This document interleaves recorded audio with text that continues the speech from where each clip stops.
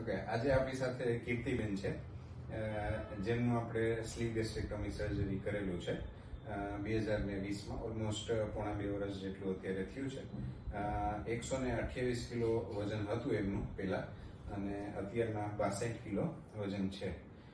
કીર્તિબેન ગોમટા ગામથી આવે છે અને એમની ઉંમર 35 વર્ષ છે. તો કીર્તિબેન આપણને એનો એક્સપિરિયન્સ જણાવશે. તો કીર્તિબેન, આપણું જ્યારે વજન એટલું વધારે હતું, 128 કિલો હતું, ત્યારે તમને શું શું તકલીફો થતી હતી? ત્યારે તો મને પેલા નંબર પગ દુખતા અને શ્વાસ ચડતો. ત્યારે મને થાક વધારે લાગતો, અને અત્યારે તો આમ સ્ફૂર્તિ ને બહુ સારું છે. ઓકે, એટલે ત્યારે તમને થાક લાગતો તો તમે આમ કામ કેટલું કરી શકતા ત્યારે? કામ કરતી ખરા, પણ થાક બહુ લાગતો, એટલે સુવાનું વધારે પસંદ કરતી હું, કે ઊંઘ વધારે આવતી મને. ઓકે, અને આપણે આ ઓપરેશન કર્યું, તો ઓપરેશન પછી આટલા સમયની અંદર તમારું આટલું વેઇટ લોસ થયું, તો એમાં તમને કોઈ જાતની તકલીફો થઈ હોય કે એવું કંઈ ખરા? ના, તકલીફ તો મને ક્યારેય નથી થઈ. આમ મને મજા જ આવી કે એક્સરસાઇઝ દેવું તમે જેમ કહેતા ગયા ને એમ કરતી ગઈ ને, તો મને વધારે થોડી મજા આવતી તેમ, અને મને ક્યારેય થાક તો લાગ્યો જ નથી એમ. રાઈટ. ઓકે, અને અત્યારના તમારું આટલું વજન થઈ ગયું છે, 60-62 કિલો વજન થઈ ગયું, ઓલમોસ્ટ તમે 65-70 કેજીસ વેઇટ લોસ તમે કર્યો છે. તો અત્યારના હવે તમારી લાઈફ કેવી રીતે બદલાઈ ગઈ છે? કેટલું તમને આમ મજા આવે છે હવે? મજા તો બહુ જ આવે છે, અને જે મને જોવે ને એ મને પેલા નંબરમાં ઓળખતા જ નથી.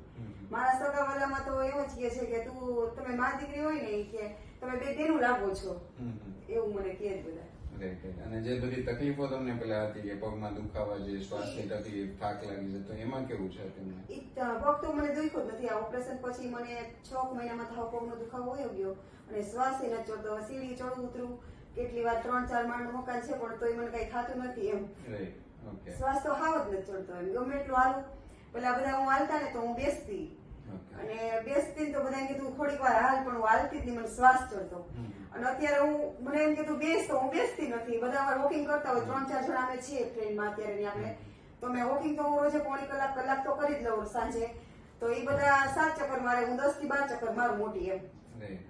ઓકે, અને હવે અત્યારના સોસાયટીમાં ઘણા લોકોને હજી આ ઓપરેશન વિશે ભય છે કે ઓપરેશન ન કરાવાય, એવી નેગેટિવિટી ઘણી બધી છે.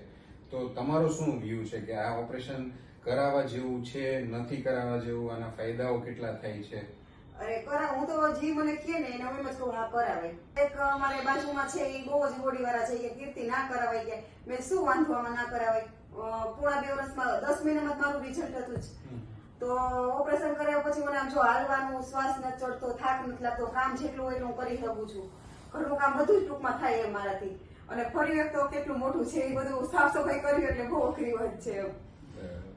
અને તમે આપણી હોસ્પિટલમાં આ બધું ઓપરેશન કરાવ્યું, તો તમને આમ ઓવરઓલ તમારો એક્સપિરિયન્સ કેવો રહ્યો હતો? કે તમને અમારા ડોક્ટર પ્રત્યે અમારું જે રિસ્પોન્સ તમને હતો, અમારા સ્ટાફનો, અમારા જે ડાયટિશિયન છે, બધું તમને કેવી મજા આવી? બહુ જ સારું લાગ્યું બધું જ. મને આમ મજા જ આવી ગઈ. અને જ્યારે તમને ફોન કર્યો ત્યારે ફોન તમે ઉપાડી લીધો છે, એટલે એ તો કઈ કોઈ છે જ નહીં અમને કઈ એમ કે નહીં તમે સર ઓપરેશન પછી જવાબ આપો, એવું કઈ નથી. કારણ કે સાહેબ ફ્રેન્ડ તરીકે થઈ ગયા છો એમ. ઓકે, ચાલો, થેન્ક યુ કીર્તિબેન, અને ઓલ ધ બેસ્ટ. તમારું ફ્યુચરમાં હવે તમે આ બધી વસ્તુ મેન્ટેન રાખજો, રાઈટ? ઓકે.